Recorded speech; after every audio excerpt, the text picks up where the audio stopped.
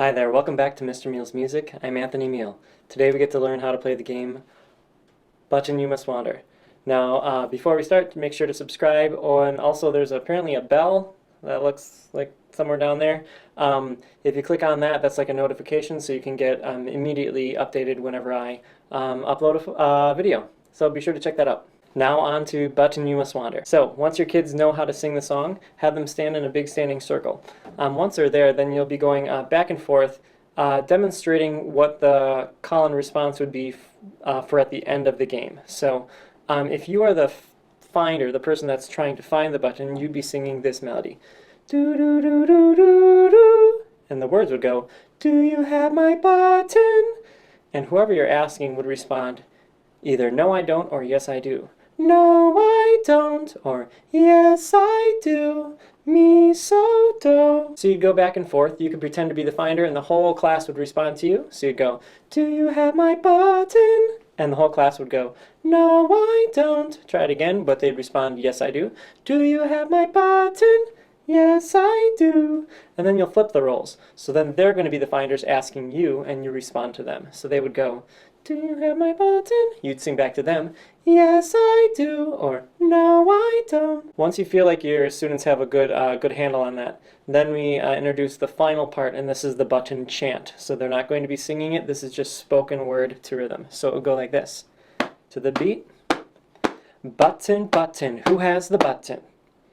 So while that happens, the person in the middle is kind of trying to figure out where that button was. But we'll get to that later. So the chant would keep going. Button, button, who has the button? Button, button, who has the button? All right, now we're at the point where we can actually play the game. So you would demonstrate to your students how to make a bowl with your hands. So it would look something like this, or sometimes I have it where it's just a little tiny hole like this. This is important because if their hands can't do that, if their hands are like this, a button's going to slide through. So a bowl, something like this, where a button could fit through and be secretly hidden. Once they know how to do that, then you're going to select a finder and a hider of the button. For the first round, I'll typically pick the finder. So that's going to be the person that's going to be standing in the center of the circle. And when they're there, they're going to be looking as I, the hider, would take the button and pretend to put it into every single student's bowl. So they have their bowls, and I'd be going around the circle, pretending to plop the button in every single bowl. Now, the finder in the center can't follow me, but they can stay in the center and they can rotate and follow me with their bright eyes and their sharp eyes. Now, the finder, I typically will have someone that I know will be able to do that call and response really successfully. Then it lends to a smoother first round because that person will be a good student leader and a demonstrator for the rest of the class. So by the time the song is completely sung, the hider should have pretended to put the button in every single person's bowl, but also actually placing it in one of their friends' bowls around the circle. Then the song goes like this. Button, button, who has the button? And the friends chant that while the person in the middle is trying to think and figure out where it was. At that point, they can put their hand up. That's like a pause button in my class. This pauses everything. So the person in the middle puts their hand up, everyone stops the chant, and they go to somebody, and they would go, "Do you have my button?"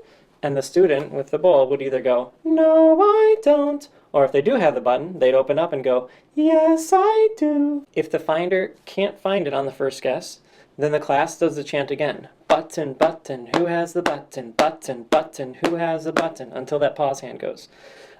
They get up to 3 guesses, and if they still can't find where that button was hidden, then the person in the middle closes their eyes. And everyone else is completely silent. The person that has the button in their bowl gets to do a goofy voice, and they're going to say, "Button, button, I have the button." So sometimes kids will do it in a whisper, "Button, button, I have the button." Sometimes they'd go in a goofy, like, monster voice, "Button, button, I have the button." Something that will kind of trick the person in the middle. Once they do that, the person in the middle keeps their eyes closed and tries to figure out whose voice that was.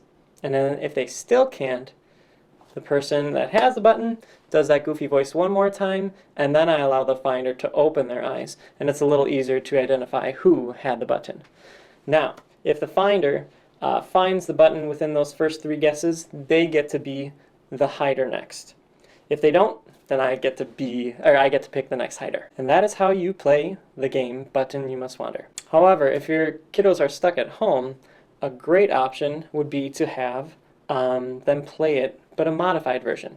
So stay tuned for that. So at home, you have your students get 3 cups or maybe even 4. You need to make sure that the cups are solid and you can't see through them.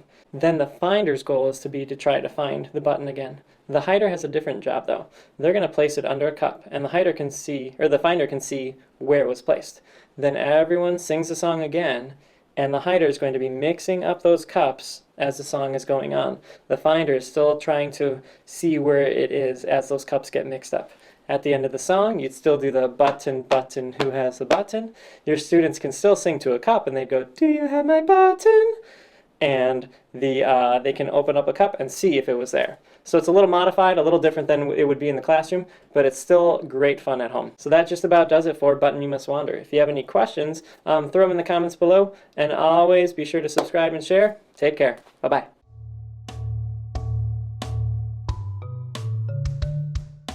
Button you must wander, wander, wander.